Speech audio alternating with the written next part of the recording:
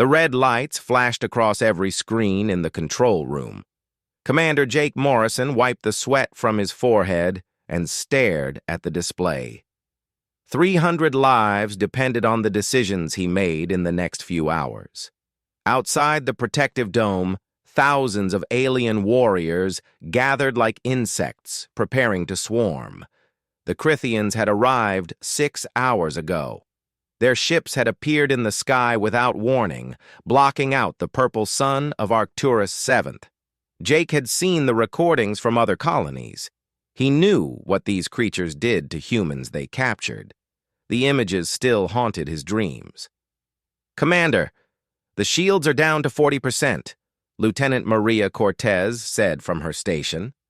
Her voice was steady, but Jake could see her hands shaking slightly as she worked the controls. Maria had been with him for 3 years. She was good at her job and never complained.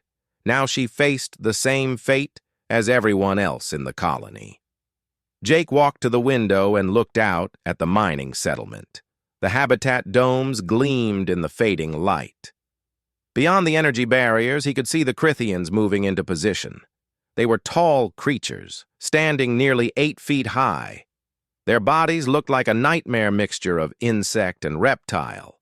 Each one had 4 arms, and their exoskeletons shimmered with a dark green color that seemed to absorb light.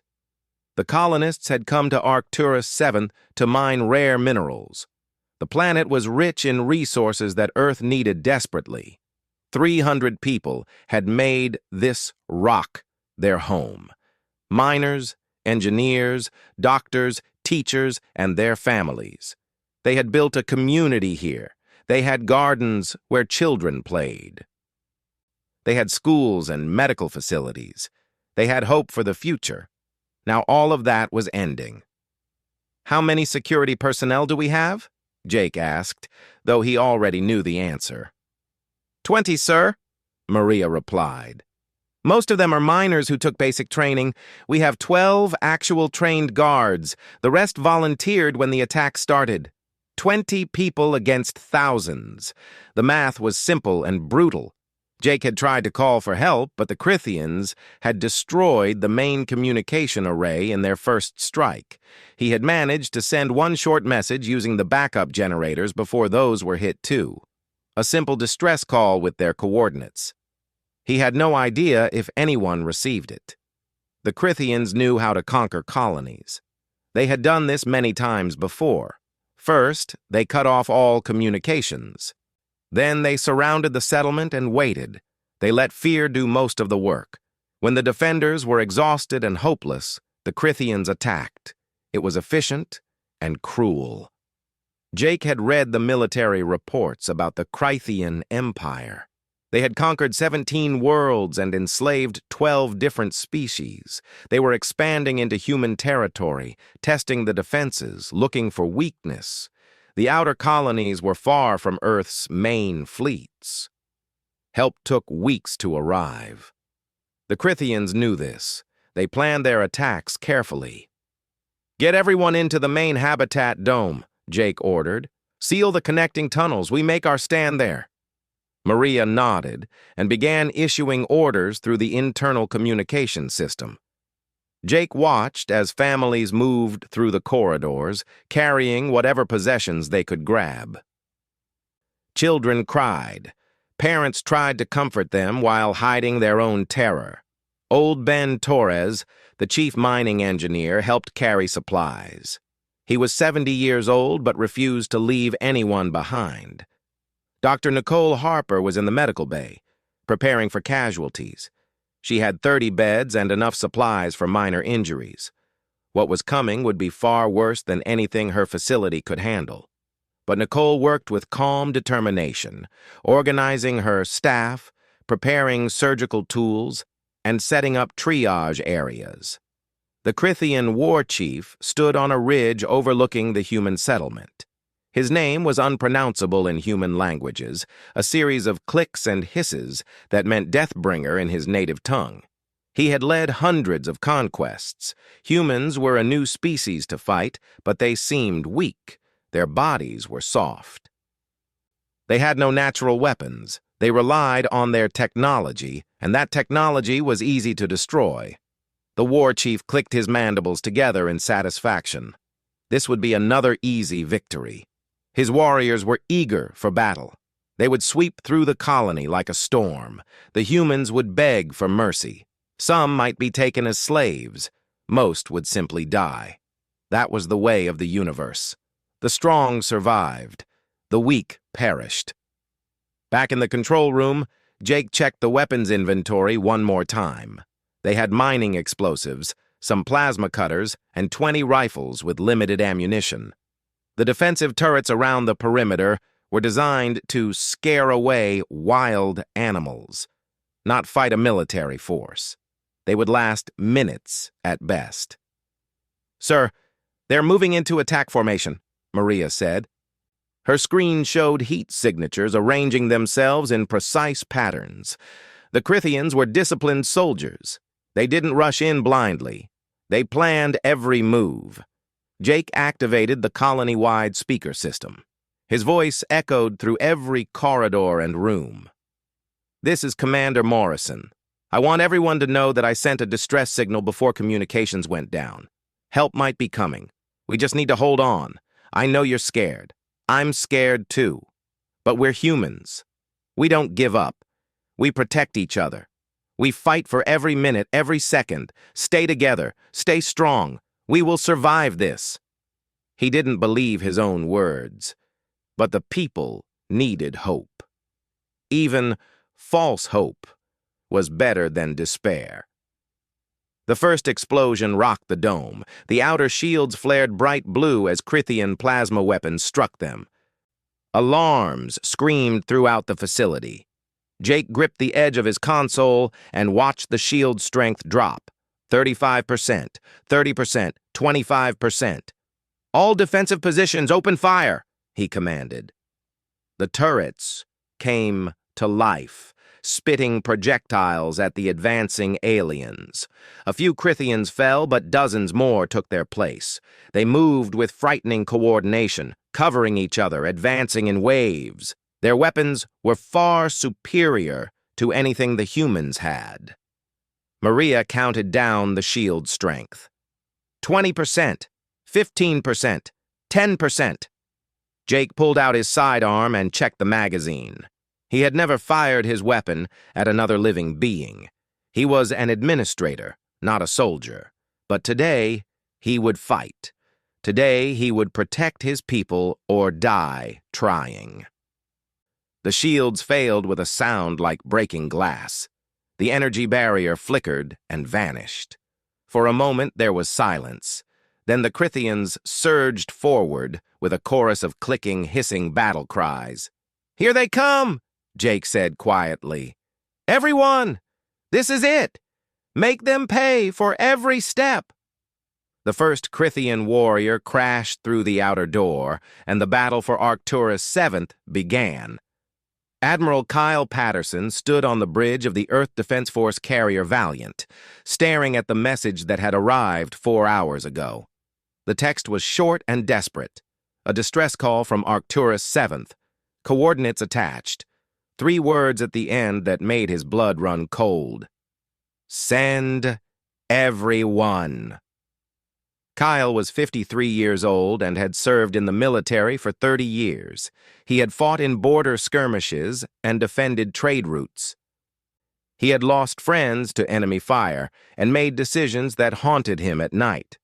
But this message hit him differently. 300 civilians trapped on a mining colony, waiting for death. "How long until we can get a standard rescue force there?" he asked his tactical officer. Commander Lisa Grant worked her calculations quickly. She had been working with Kyle for 5 years and knew what he wanted before he asked. 6 hours minimum, sir. That's if we strip every available ship and push the engines beyond safe limits. By the time we arrive, the colony will be gone. The Crithians don't take prisoners. Not from humans. Kyle clenched his jaw. 6 hours. The reports from other colonies showed that Crithian attacks lasted 3 to 4 hours maximum. The aliens were efficient killers. They didn't waste time. They overwhelmed defenses quickly and moved on to the next target. "What about the Ghost Protocol?" Kyle asked quietly. The bridge went silent. Every officer turned to look at their admiral. The Ghost Protocol was the most controversial military program in Earth's history. Even mentioning it made people uncomfortable. It represented everything that separated humanity from the civilized species in the galaxy. Lisa took a deep breath. "The 3rd Battalion is on board, sir. They're in cryo-sleep. We could have them ready in 15 minutes. Dropships could launch in 25. They could reach Arcturus VII in 90 minutes if we use high-risk insertion tactics." 90 minutes, Kyle repeated. "The colony will probably fall in about 60 minutes based on their defenses. We'll be 30 minutes late." "Yes, sir," Lisa confirmed. But 30 minutes late is better than never arriving at all, and if anyone can turn the situation around, it's the assault units. Kyle walked to the window and looked out at the stars.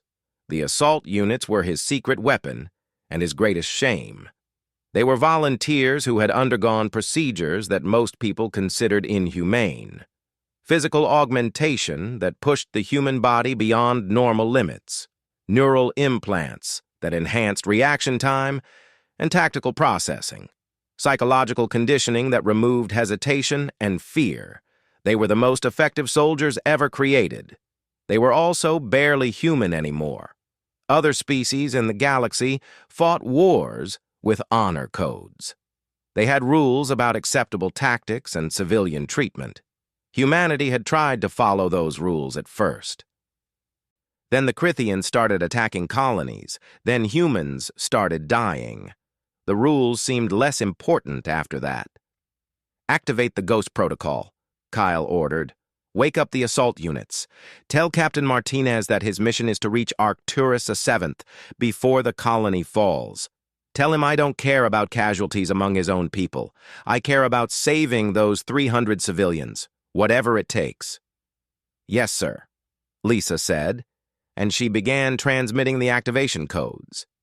Deep in the belly of the Valiant, in a chamber most crew members never entered, 200 cryopods began to hum with power. Inside each pod, a soldier slept. Not natural sleep, but a forced hibernation that kept them ready for immediate deployment. One by one, the pods opened. Captain Danny Martinez was the first to wake. His enhanced metabolism burned through the cryo drugs in seconds. His eyes snapped open, and he was instantly alert. No confusion, no grogginess. The neural implants in his brain processed the situation before he was fully awake. Mission alert, combat deployment. High priority. Danny sat up and began removing the monitoring cables from his body. Around him, his team was waking up. 200 of Earth's most dangerous soldiers were coming back to consciousness. They were all volunteers. Every single one of them had chosen this life.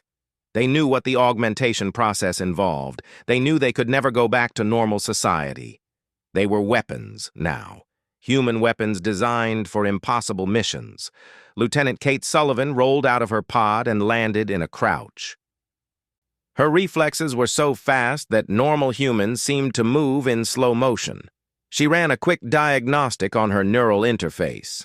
All systems green. Her body felt strong and ready. The cryo-sleep had preserved her perfectly. "Captain, what's the situation?" Kate asked as she grabbed her gear from the storage locker. "Colony under attack," Danny replied, pulling on his armor. The black material flowed over his body like liquid metal, hardening into protective plates. "Crithians, 300 civilians. We're going to be late." Kate nodded. Late meant people would die before they arrived. It meant they would walk into an active combat zone where the enemy held every advantage. It meant the kind of mission most soldiers would consider suicide.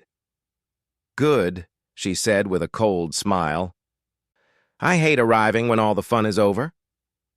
The assault units moved with practiced efficiency. They had trained for thousands of hours together. They knew each other's movements. They communicated through neural links that allowed them to share tactical data instantly. They were more than a team. They were a single organism with 200 bodies. Danny led his battalion to the drop bay where their ships waited. The drop ships were designed for one purpose: get soldiers to the ground as fast as possible. They had minimal armor and basic life support. Everything else was stripped away to maximize speed. Landing in one felt like being shot out of a cannon. The pilots were already in position.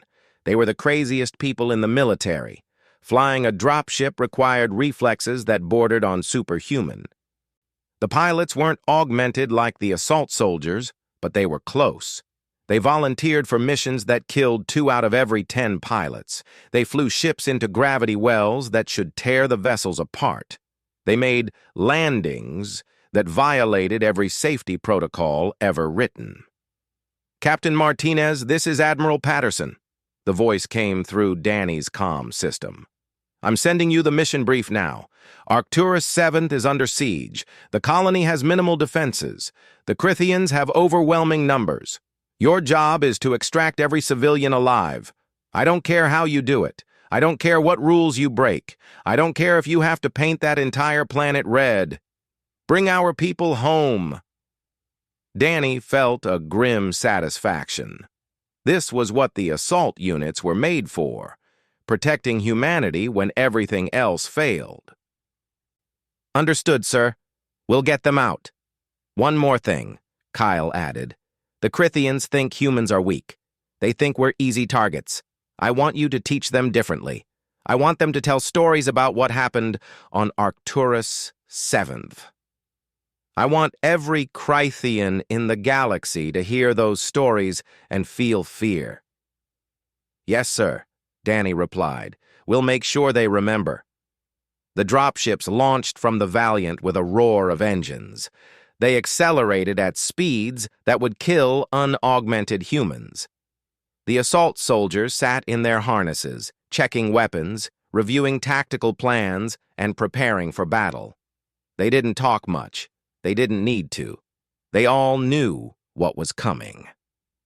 Kate sat across from Danny, cleaning her combat knife. The blade was made from a material that could cut through almost anything. She had used it in 15 missions. It had never failed her.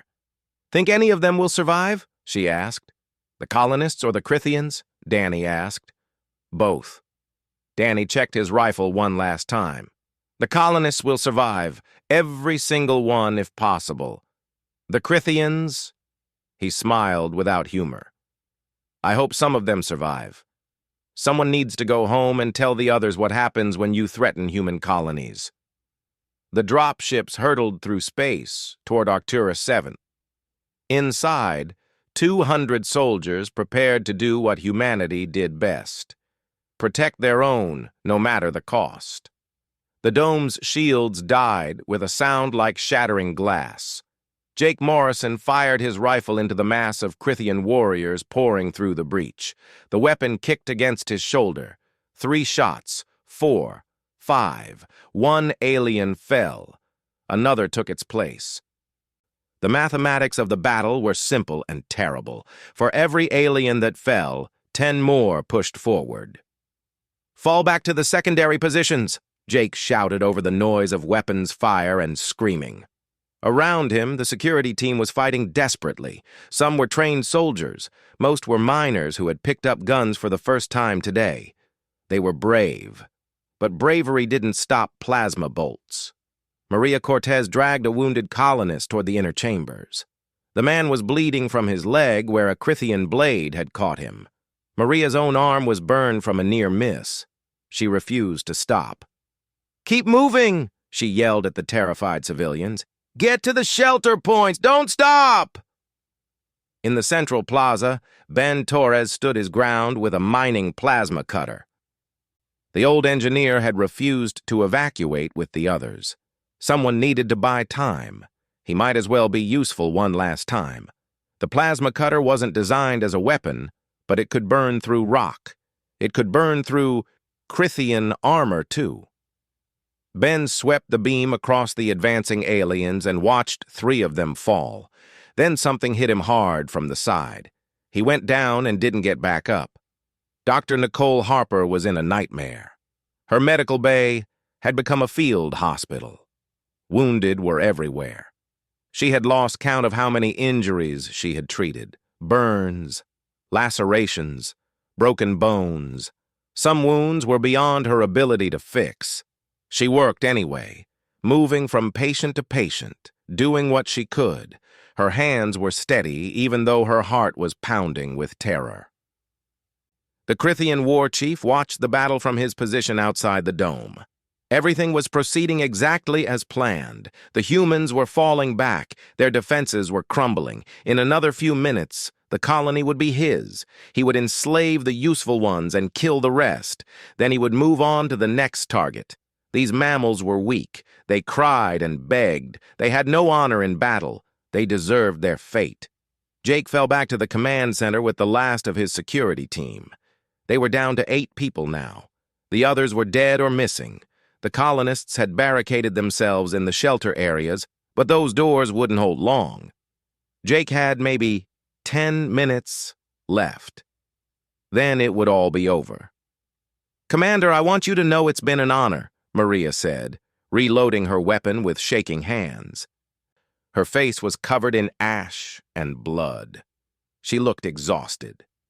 "Don't talk like that," Jake replied, though he didn't believe his own words. "Help might still come." "We both know that's not true," Maria said, but she smiled anyway. A tired, sad smile that broke Jake's heart. "But thanks for lying. It helps." The Crythians were gathering for their final push. Jake could see them through the cracked windows of the command center. Hundreds of them, maybe thousands. They didn't even seem concerned about casualties. They just kept coming, wave after wave, like a tide that couldn't be stopped. Then something strange happened. The Crythians stopped advancing. Their antennae twitched nervously. They turned their heads toward the sky, listening to something Jake couldn't hear. The war chief began clicking orders rapidly, his tone urgent. "What's happening?" Maria asked, looking confused. Jake listened carefully. At first, he heard nothing. Then, very faint, a sound reached his ears. A low rumble, like distant thunder. But there were no storms on Arcturus VII. The planet had no weather beyond gentle winds. The sound grew louder.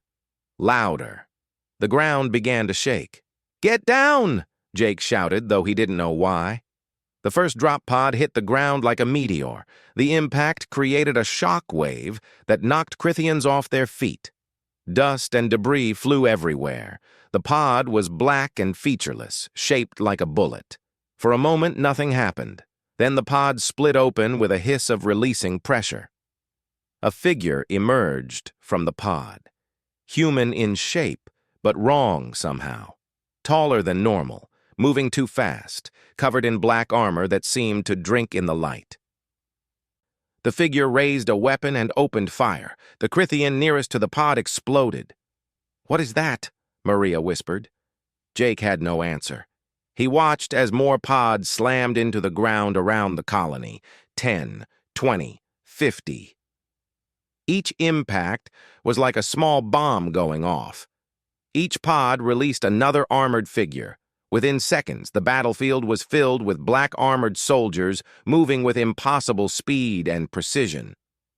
Danny Martinez stepped out of his pod and took in the battlefield with enhanced vision. His neural implants processed the tactical situation in microseconds. 300 civilians in the colony, 243 still alive based on life signs. Approximately 3,000 Crythian warriors. Defensive positions compromised. Timeline critical. 3rd Battalion, weapons free, Danny transmitted through the neural link. Priority 1, protect civilians. Priority 2, eliminate all hostile forces. No mercy, no prisoners. Make them remember this day. The assault units moved like a machine designed for killing. They had trained for this. They had been built for this. Every augmentation, every implant, every hour of conditioning focused on one goal: protect humanity at any cost. Kate Sullivan sprinted toward the eastern breach, where Crithians were still pouring in. Her enhanced muscles propelled her forward at speeds that would shame an Olympic athlete. Her combat knife flashed in her hand. The monomolecular blade cut through Crithian armor like it wasn't there. She moved through the aliens like a dancer, each motion precise and deadly. Behind her, 5 more assault soldiers followed, their rifles spitting death. The Crithians tried to respond. They fired their plasma weapons at the assault units. Some shots hit. The armor absorbed most of the damage. When it didn't, the soldiers kept fighting anyway. Pain was just data. Injuries were just problems to solve. They had been trained to ignore everything except the mission. Danny engaged a group of Crithian warriors near the command center. They were well-trained soldiers who had conquered worlds. They were nothing compared to what Earth had created. Danny's neural implants predicted their movements before they made them. His reactions were faster than theirs. His weapons were more accurate. He cut through them with clinical efficiency. Jake watched from the command center window, unable to believe what he was seeing. The battle had turned around in minutes. The Crithians were falling back. These black-armored soldiers were pushing them out of the colony. It was like watching a recording in reverse. Death and defeat, transforming into hope and victory. "Who are they?" Maria asked, her voice filled with wonder. "Earth's assault units," Jake replied, remembering stories he had heard but never believed. Rumors about special soldiers who could turn impossible situations around. Super soldiers created through technology and training. The government denied their existence. But here they were, saving lives and destroying enemies. The Crithian war chief realized he had made a terrible mistake. These were not the weak humans he had expected. These were something else entirely. Weapons wrapped in human skin. He tried to rally his warriors, but for the first time in his long military career, he felt something unfamiliar: fear. Danny found the war chief attempting to organize a counterattack. The alien leader was massive, covered in battle scars, clearly a veteran of many conquests.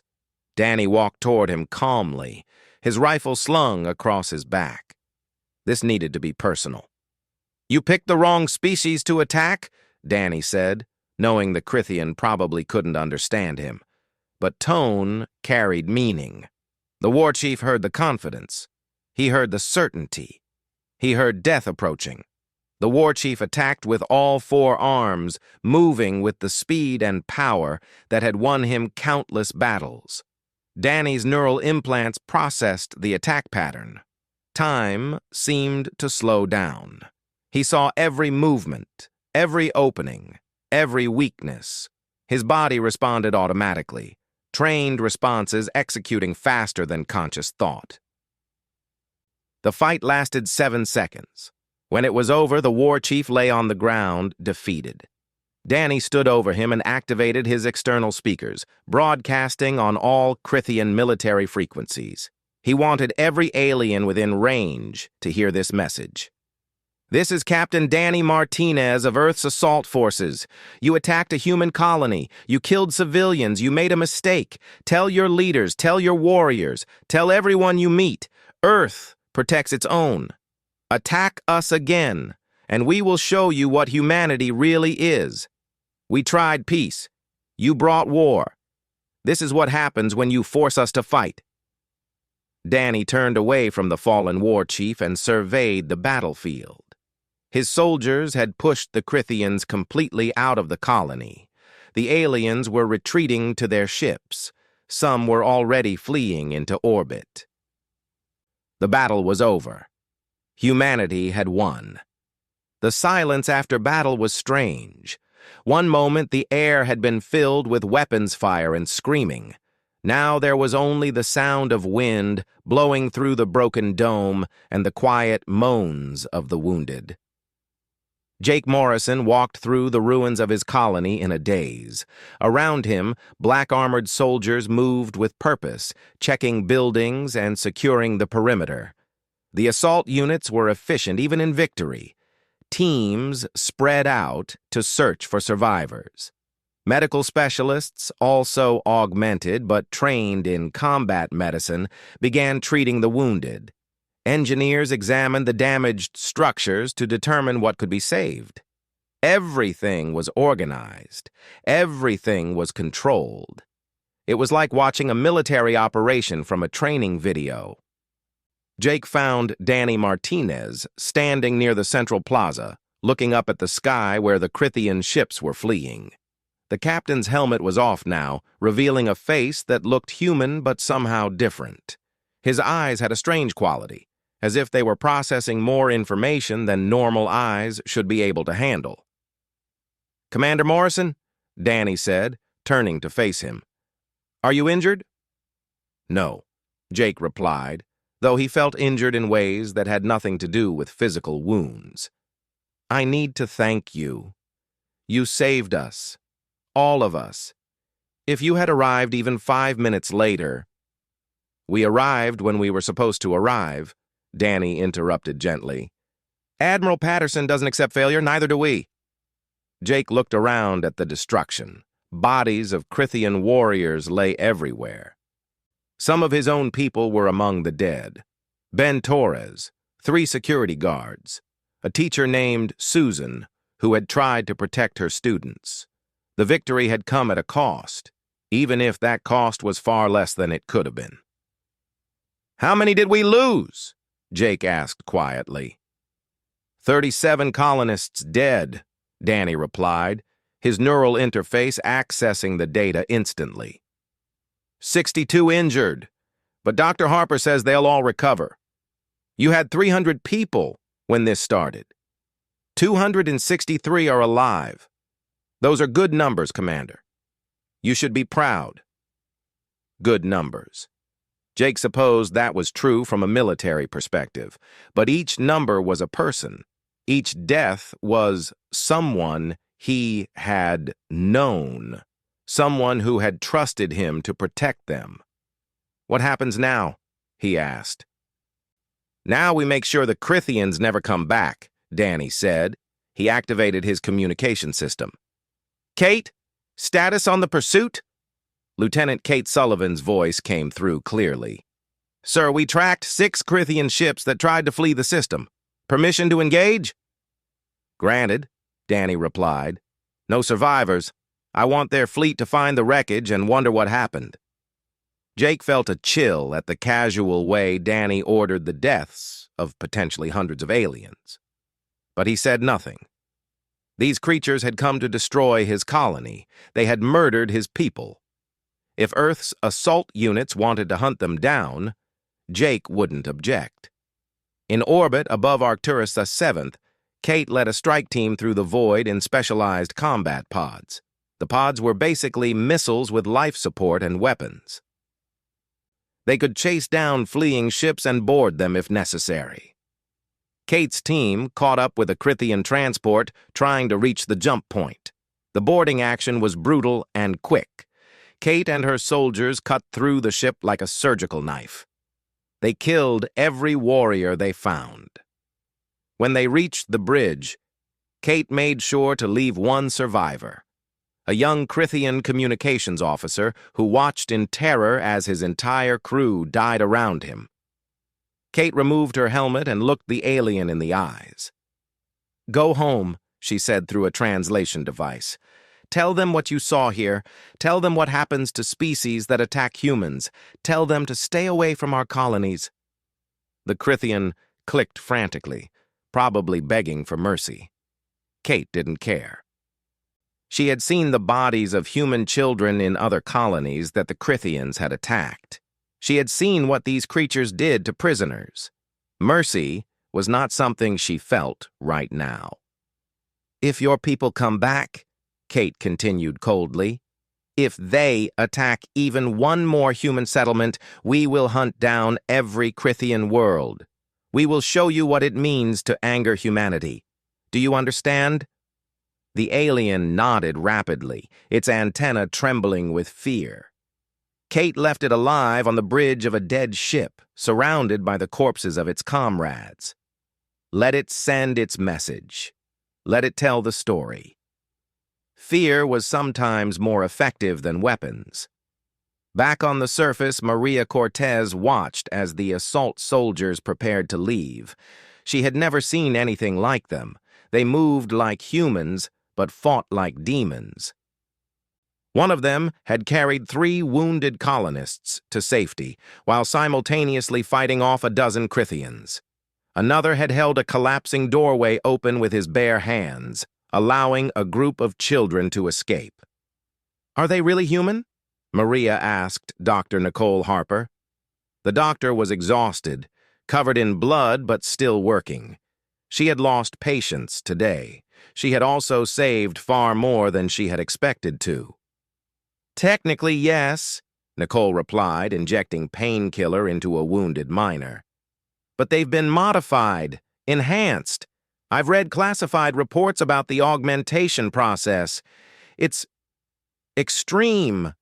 Most people who volunteer don't survive the procedures. Those who do are changed forever. Their bodies process information faster. Their reactions are beyond human. Their pain tolerance is engineered. They're living weapons." "But why do they volunteer?" Maria asked. "Why would anyone choose that?" Nicole looked toward the assault units preparing their dropships for departure. "Because someone has to protect the colonies. Because when the Crethians come, we need soldiers who can fight back. Because sometimes being human means giving up your humanity to save others." Danny conducted a final sweep of the colony before leaving. His mission was complete. The civilians were safe. The Crithians were scattered and terrified. But he wanted to make sure nothing was missed. His neural implants flagged something unusual.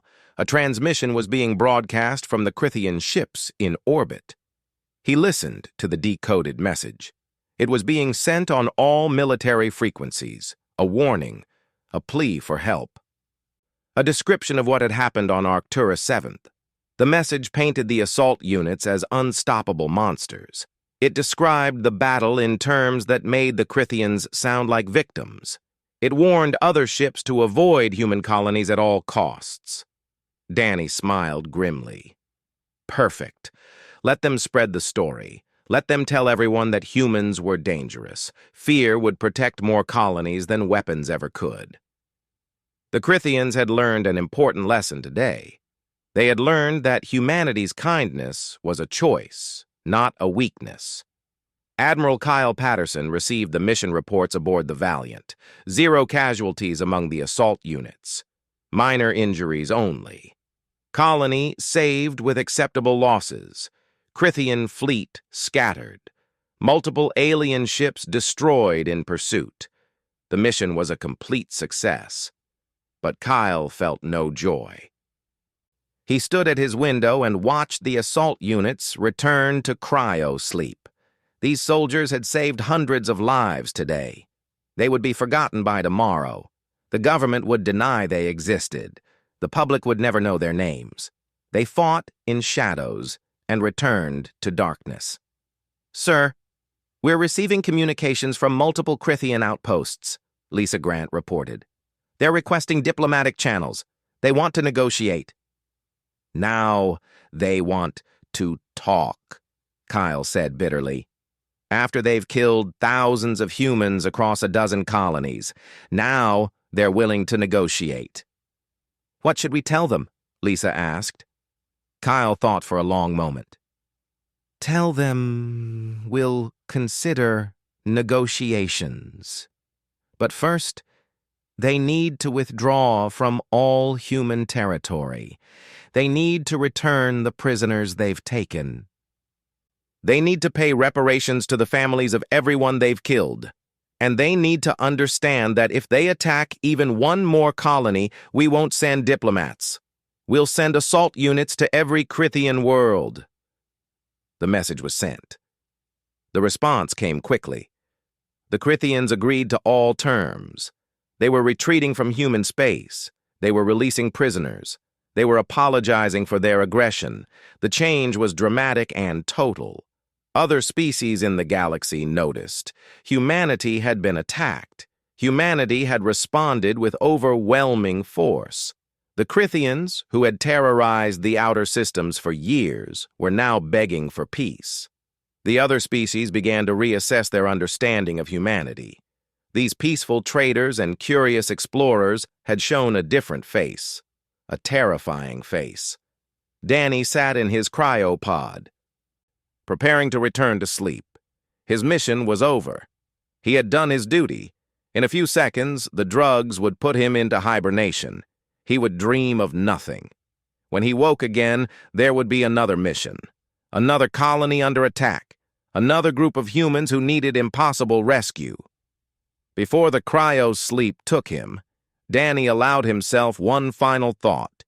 He had volunteered for this. He had chosen to become something less than human so he could protect humanity.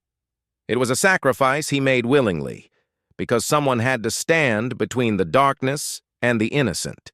Someone had to be the monster that fought monsters. The pod sealed shut. Danny's consciousness faded. In the darkness, he slept, waiting for the next time Earth needed its assault units.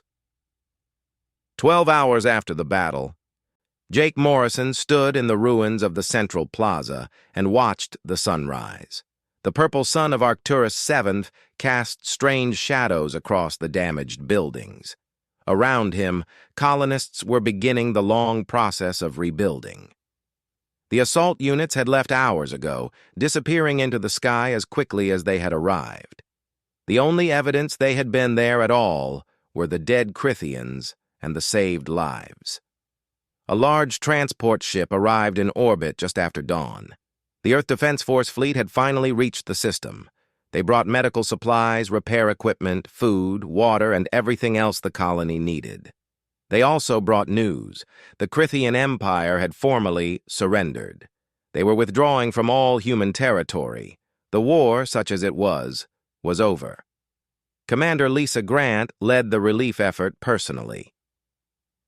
She found Jake sitting on a piece of rubble, staring at nothing.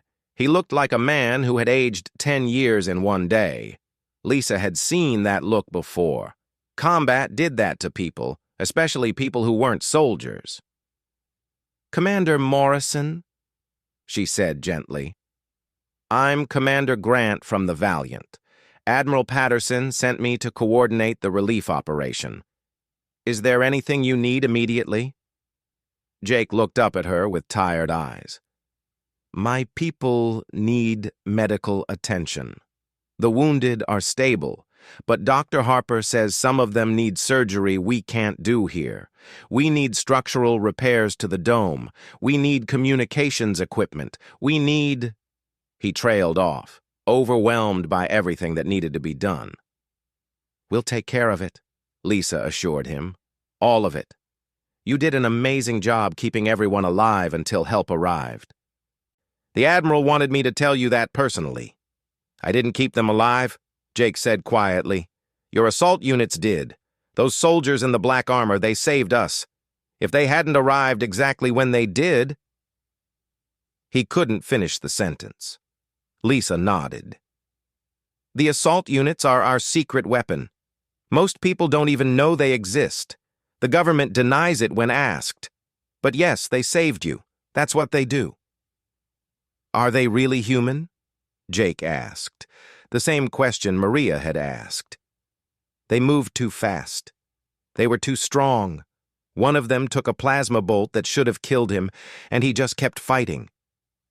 "They're human," Lisa confirmed. "Enhanced, augmented, modified, but still human at their core. They volunteer for the program. Most don't survive the augmentation process. Those who do give up normal lives. They can never go home.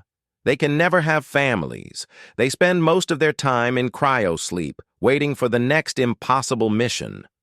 But they do it willingly, because someone has to protect the colonies. Someone has to stand between civilians and the horrors out here in the dark. Jake thought about that. These soldiers had sacrificed everything to save people they had never met. They had become something less than human so humanity could survive. I want to thank them. Can you tell them that? Can you tell them that 300 people on Arcturus VII will never forget what they did? I'll tell them, Lisa promised. Though she knew the assault units wouldn't care about thanks. They didn't do this for gratitude. They did it because it was necessary, because it was right, because someone had to. In another part of the colony, Maria Cortez helped organize the evacuation of the seriously wounded.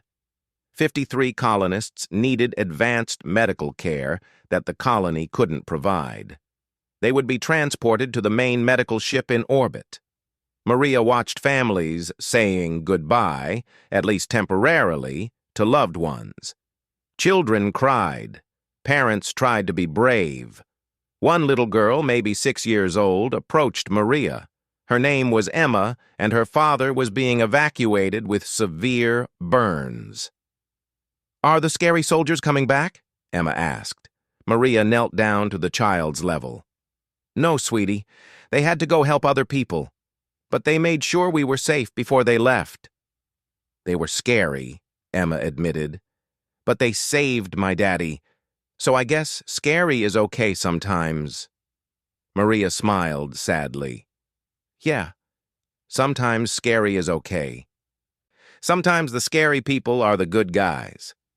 Emma nodded seriously, processing this information with the logic of a 6-year-old.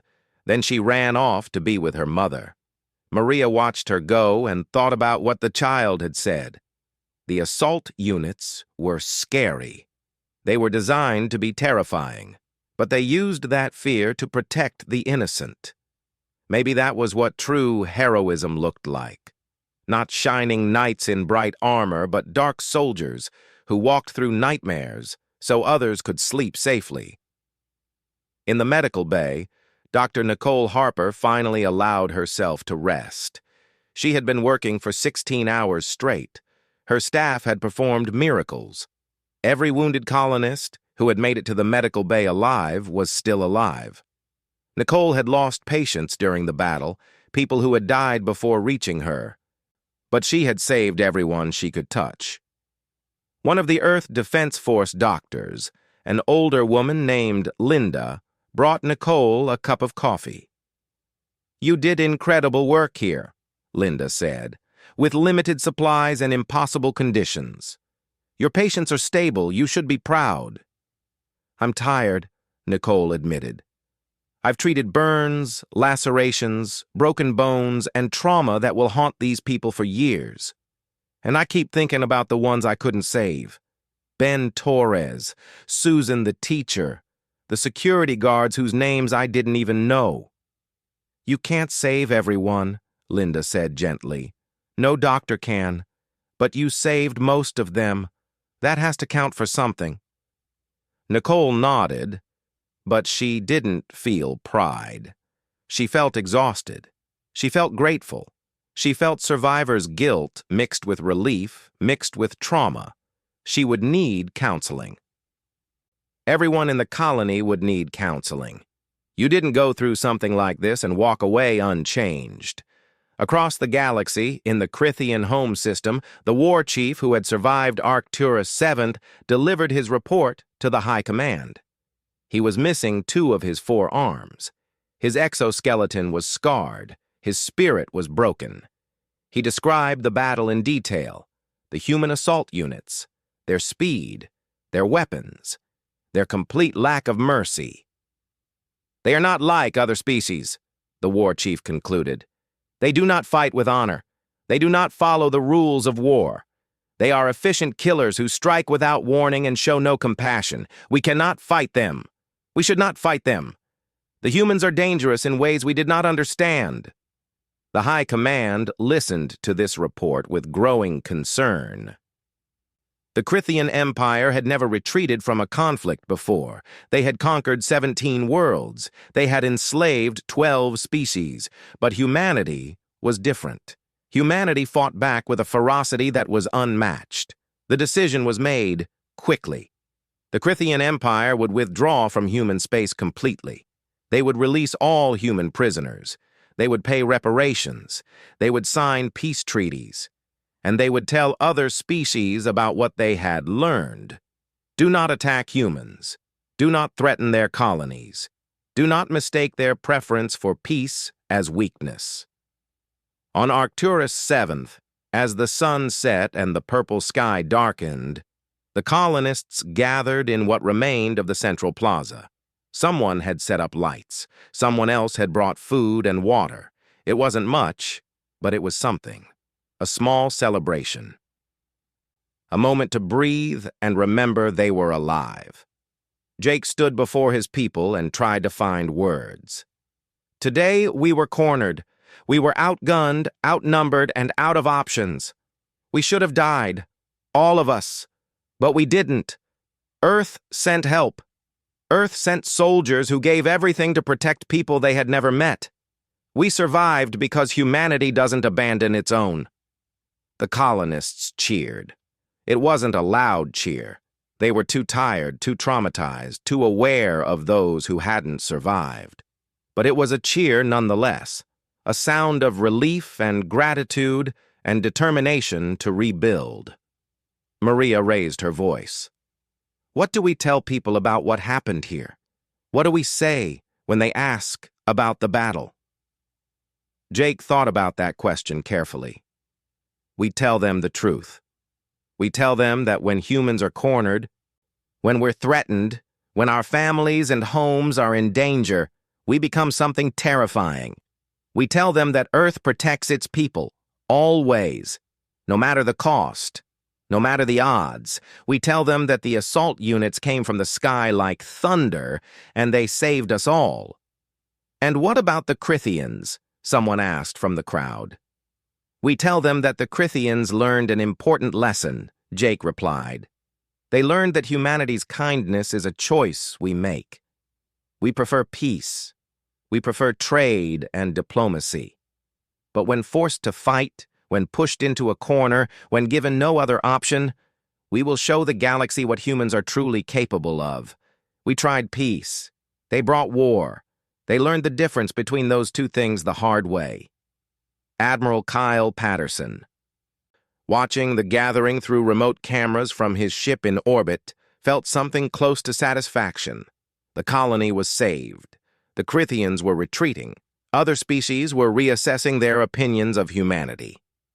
Earth's reputation had changed overnight from peaceful traders to dangerous warriors. Sir, we're receiving requests from 3 other colonies, Lisa reported. They want assault units stationed nearby. They want to know if Earth can protect them if they're attacked. Tell them yes, Kyle replied. Tell all the colonies that Earth will protect them. Tell them we have resources they've never seen. Tell them that no matter how far they are from home, they're still part of humanity. And humanity never abandons its own. On Arcturus VII, as night fell completely and the stars came out, Emma, the little girl, looked up at the sky.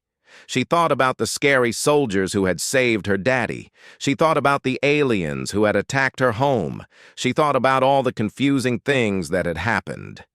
Her mother, holding her close, asked what she was thinking about. Emma pointed at the stars. Are the scary soldiers up there, sleeping and waiting? Yes, her mother confirmed. They're sleeping in special ships. When someone needs help, they wake up and come to save them. Good, Emma said firmly. I'm glad they're there, even if they're scary. Her mother smiled. Me too, baby. Me too. In the cold darkness of space inside the Valiant, Danny Martinez slept in his cryopod. His dreams were empty and quiet, but somewhere in his unconscious mind he knew that he had done his duty. He had protected civilians. He had saved lives. He had shown the galaxy what happened when you threatened humanity.